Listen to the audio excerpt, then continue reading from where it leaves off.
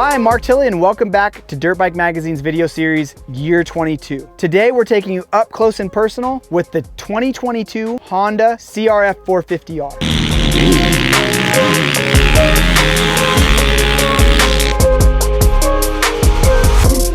Now this bike last year, will be straightforward, it got kind of tore apart from us in the very beginning. And we're going to stick by that. It got torn apart from us in the beginning because the bike wasn't finished. It wasn't the finished product that we're normally used to seeing out of a big manufacturer, and especially out of Honda. The COVID pandemic came into play a little bit. They didn't get to finalize their settings. They didn't get the settings that they wanted. So we had some mapping issues. We had some suspension issues. Overall handling was a little bit amiss. Now we fast forward to 2022. The bike is finished now. They did have time to reassess those mapping issues. The mapping issues that we had on our 2021 model actually came out as an update and were featured on the Works Edition model, and the bike worked way better.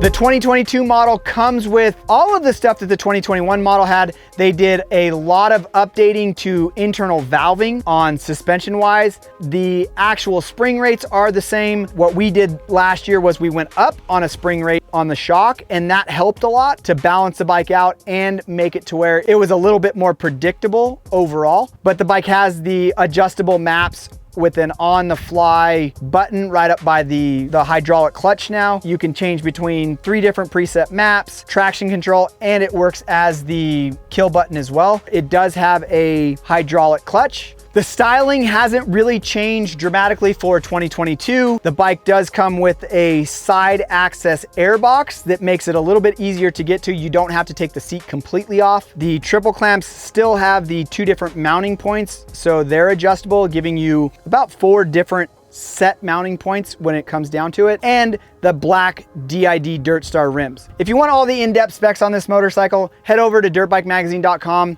We're gonna go ride it.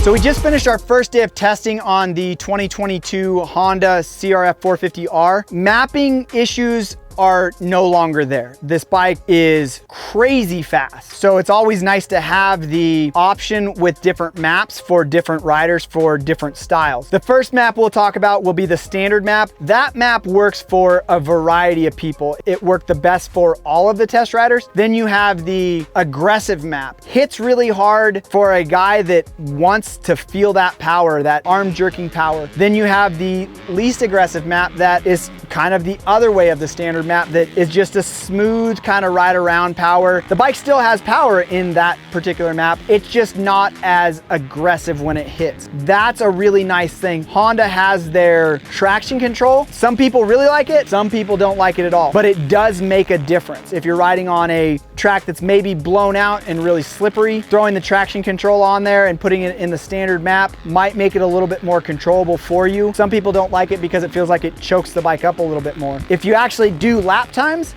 you can see minor differences in those lap times depending on how the rider rides and how in control they are. But there is differences on those things. Like I said, for some people, it's a good thing. For some people, they don't want anything to do with it. The new hydraulic clutch is easy to pull, have really good feel with it. Suspension wise, the bike has a little bit more balance and a little bit more hold up. We still think that going to a stiffer rear spring is going to help as well, and we will probably do that down the road. And then maybe some other mapping mappings to dial it in. But other things that we did do to this motorcycle, put the forks almost flush in the triple clamps to kind of get more stability out of it. This bike turns on a dime. You don't have to really work on turning this motorcycle. You kind of look somewhere and it wants to go there. The other thing is we tightened down the headstay nut to make it not be so free moving in the front, so we're not chasing that front end feel. We did go stiffer all the way around. For a rider that is on the gas really hard and sitting down a lot, kind of preloading stuff, you notice the seat really quickly, that it kind of gets soft right off the bat. But for a guy that's standing up and using his legs to do a little bit more of the shock absorbing, the bike does work really well. Another thing we noticed when trying different suspension settings on the 2022 model is this bike is really sensitive to clickers. Some bikes you might have to go 4 or 5 clicks in or 4 or 5 clicks out to feel something. This bike, a couple clicks will get you there. Naturally, when we are testing, we do kind of do those extreme things, but for your personal testing, you might want to take what you would normally do and do maybe half of that. You know, you might get a bigger reaction than what you're thinking. This bike is also very sensitive to sag. We're finding out that a lot of the newer 450s, they want to run a little bit more sag in the rear. Like instead of being up around 99 or 100, these bikes like to be in around the 104 to 108 section. It makes the bike kind of feel a little bit more planted in the rear. A couple other things that we've come across doing testing on the 2021 models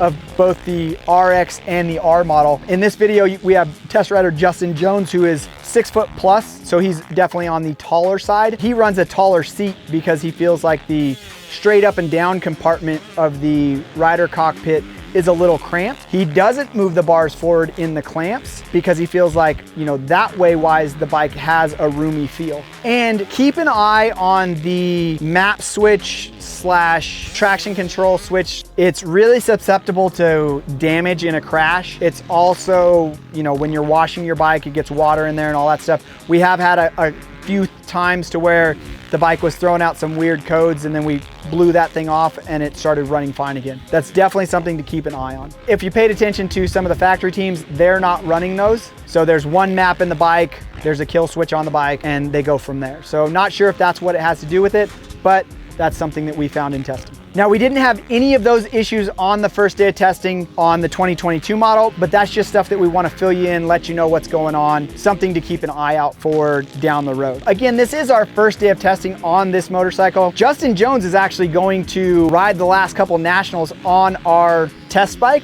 He's not planning on changing a lot to this motorcycle. It has an enormous amount of power. Generally, the bike's gonna stay pretty close to the same, so we'll see how he does.